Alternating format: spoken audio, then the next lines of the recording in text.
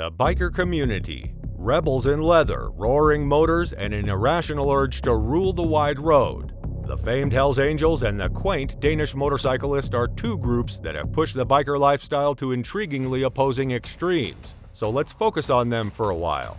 Examining the historical background of motorcycle culture in Denmark is crucial to comprehending the Danish biker conflict with the Hells Angels.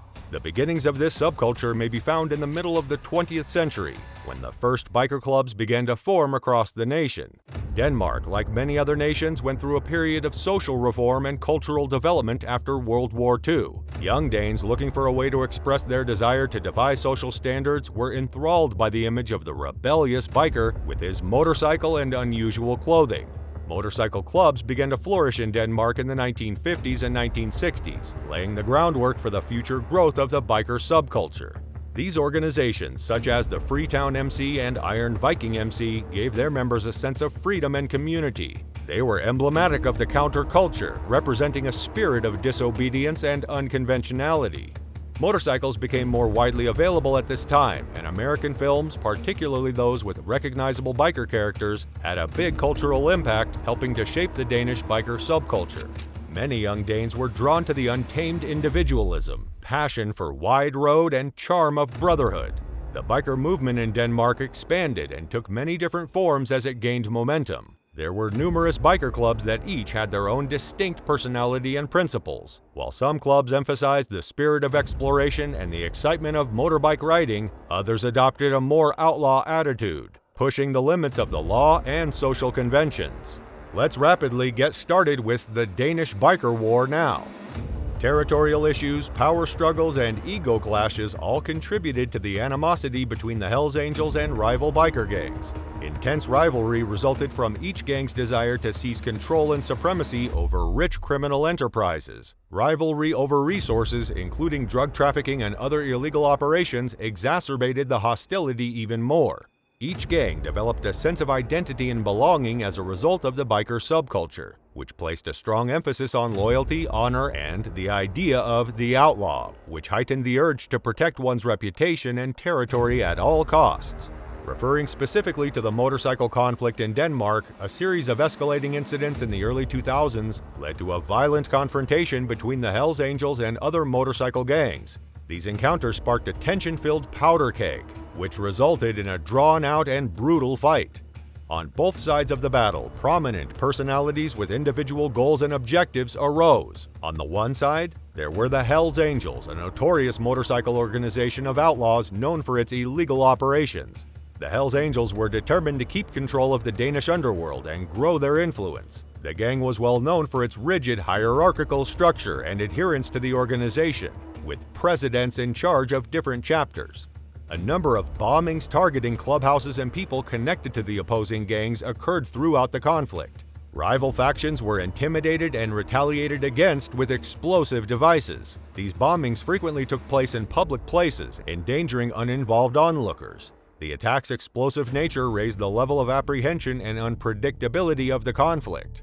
The motorcycle clash saw numerous shootings. Members of the Hells Angels and the Bandidos engaged in armed conflict in an effort to eradicate or establish their supremacy over one another. Public shootings put bystanders in danger and stoked anxiety in the neighborhood. The bluntness of these shootings demonstrated the biker gang's readiness to use extreme violence. High-profile members of the biker organizations were the targets of assassinations.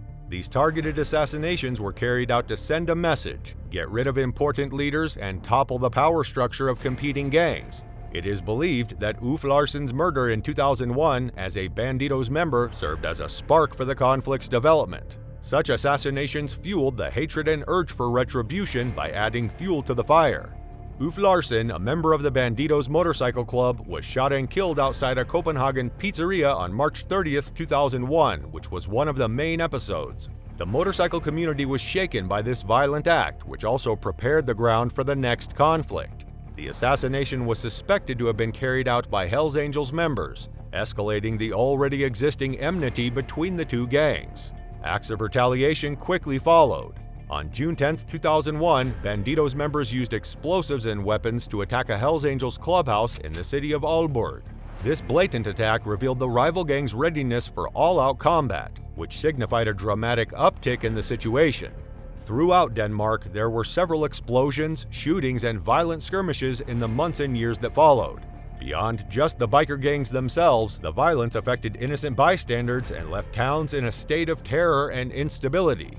The Danish motorcycle war began with these early occurrences and the ensuing cycle of violence. The Hells Angels and Bandidos' struggle for dominance, territory, and control sparked a bloody conflict that would grip Denmark for years, leaving a path of carnage and devastation in its wake. These violent acts had a huge effect on Danish society. As these fights overflowed into public areas, the general public became more worried about their safety. It was possible for innocent bystanders to get caught in the crossfire or suffer unintended consequences from bombings and shootings. Communities were rife with anxiety and fear, which bred a sense of discomfort and undermined confidence in public safety. The increasing confrontation presented enormous obstacles for law enforcement. The Biker War put a burden on police resources and necessitated more manpower and intelligence gathering. The organized criminal operations of the biker gangs presented a challenge for the Danish police to keep up with. As the police tried to stop the operations of the fighting factions, raids, surveillance, and arrests increased. The complexity of obtaining evidence and witness testimony was one of the major issues. It was difficult for law enforcement to enter the biker gangs and obtain inside information because of how tightly linked they were. It was more difficult to compile compelling evidence against the offenders because witnesses and those with knowledge of the crimes were sometimes intimidated or reluctant to participate out of fear of retaliation. The biker gangs also had sophisticated communication networks, employing strategies like encrypted messaging services and others to avoid observation. Because of this, it was more difficult for law enforcement to monitor their communications and compile information about their movements. The extreme level of violence and intimidation used by the biker gangs presented another difficulty. This induced dread and made it more challenging for witnesses to come forward. Due to the brutality of the battle, anyone who spoke up or assisted police authorities ran the possibility of being punished, which created a culture of silence and discouraged possible witnesses from providing information. To hold offenders accountable for violent acts' consequences, prosecutions were pursued. The objective was to punish those responsible for the motorcycle war and give them lengthy prison sentences. Prosecutors meticulously built solid cases using forensic analysis, witness testimony, and surveillance footage as supporting materials. The efficiency of various strategies in resolving the issue, however, varied. Even though some convictions were obtained as a result of arrest and legal proceedings, it was difficult to gather evidence and obtain convictions since witnesses refrained from coming forward. In addition, despite efforts by law enforcement, the bloodshed continued. Attacks in retaliation and aggressive behavior persisted, showing that the legislative measures implemented had no effect on stopping the biker gangs from committing crimes. Additionally, law enforcement organizations are under pressure due to the resources needed to battle the motorcycle war.